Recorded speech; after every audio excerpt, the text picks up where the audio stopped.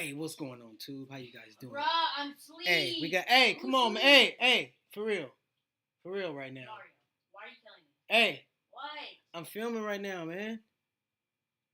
Serious.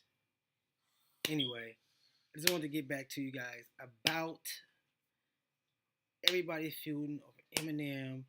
You got um, Kendrick Lamar. You got Lupe Fiasco going at it. Diddy, even though I think Lupe Fiasco is the best, but besides that, this is what the video is. Why I brought you this video is, how can I explain it? Like, first, how the new rap started.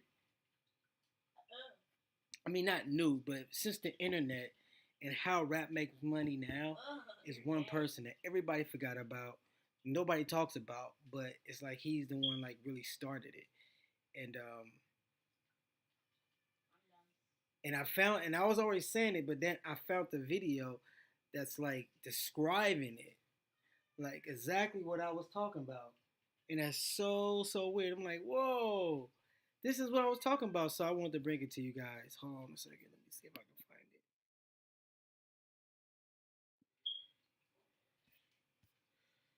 Let's see, here we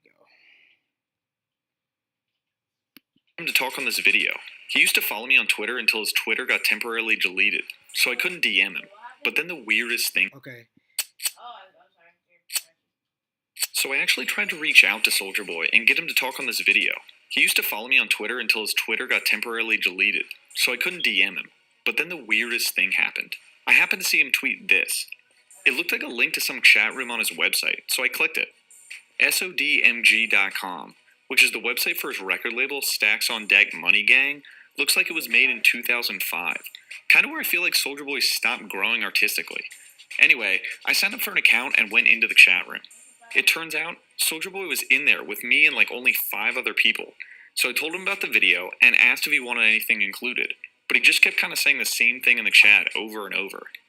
So, I guess we're not getting Soulja Boy in the video. Soulja Boy, tell me.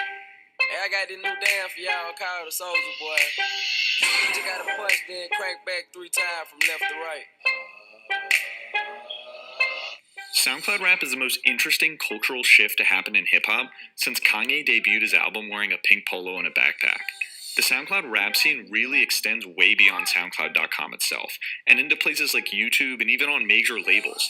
But the reason that part of hip-hop is so popular is that it feels DIY. The records aren't always in studio quality, but you can reach out and touch these artists. Often they're kids, just like you, in neighborhoods just like yours.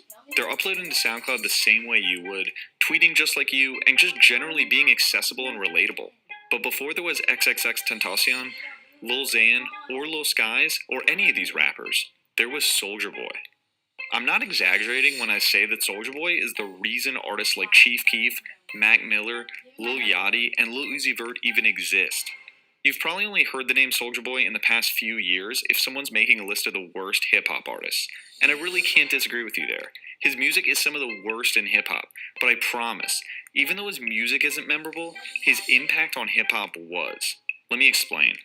Before Soulja Boy ever existed, hip-hop was consumed purely through CDs. This was 2004, so the internet wasn't even really a thing for most people. I was in 6th grade or so, and I used AOL's Instant Messenger, AIM, to talk to my friends, but I really wasn't doing much else online. I definitely wasn't discovering new music. But Soulja Boy was 14 years old. He had just moved from Atlanta to Mississippi to stay at his dad's house when his dad bought him a computer and a microphone. Using the $20 microphone from Walmart, Soulja Boy recorded some of his first songs and put them on a website called SoundClick. This was like MySpace before MySpace. And MySpace is like Facebook before Facebook, a social network where you could post music. Yeah, you know what I'm saying? Right now, you in the lab with your nigga Soulja Boy, you know what I'm saying? I'm finna show y'all how I'm on these beats, man. And for the new stats on deck, see, you know what I'm saying? Check this out right here, check this out.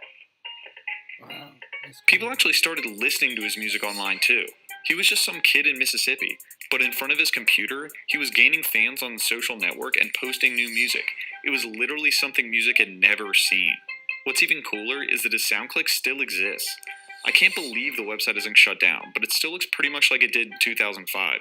And Soulja Boy's page really hasn't changed much either. It's got all his old songs on it.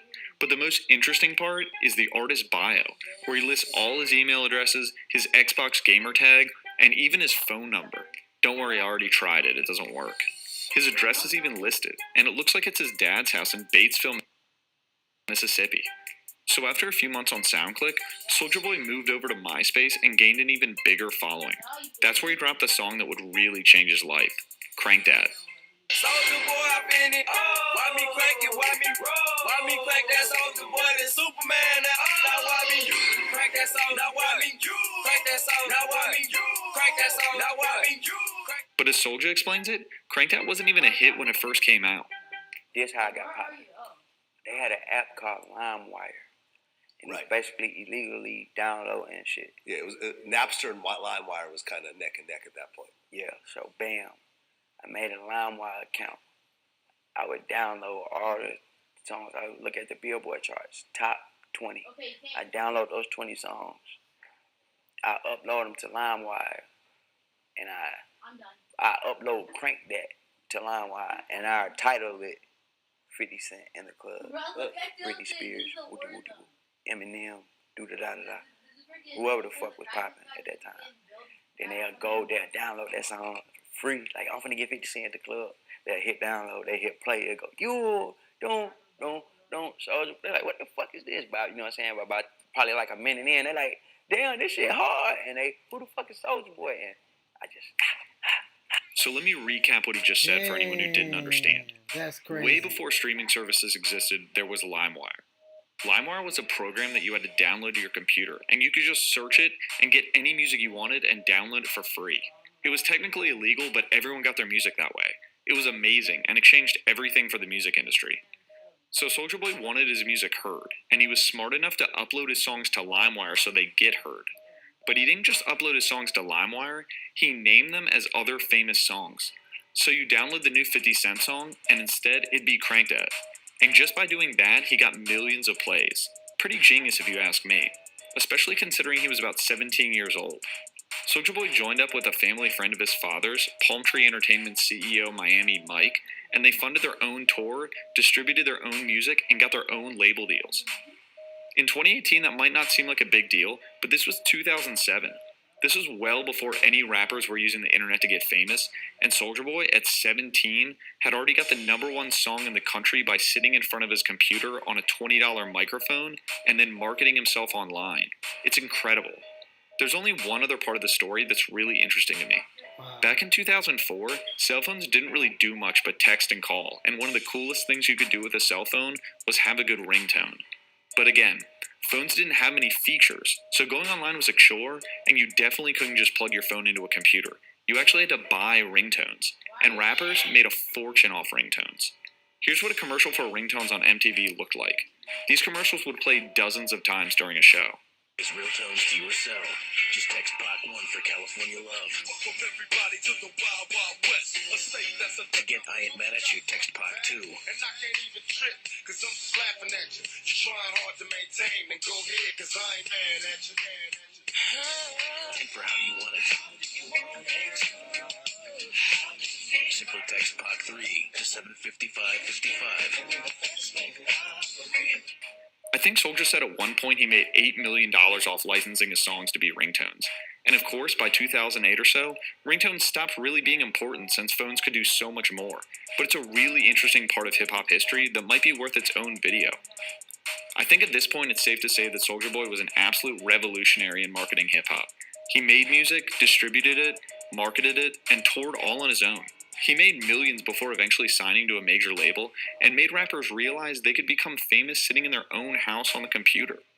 If you like this video, subscribe to the channel for more and give it a thumbs up. Also, Now, what you think about that? I mean, like right now, I ain't gonna lie, he be wilding, like he be flipping out, and I probably think it's probably the stuff that he's drinking and and all that, but and he's a genius, man. He's a genius, and me personally, I like watching geniuses. I just watch I like to just watch how they mind work. You know what I mean? And I be watching Soulja Boy.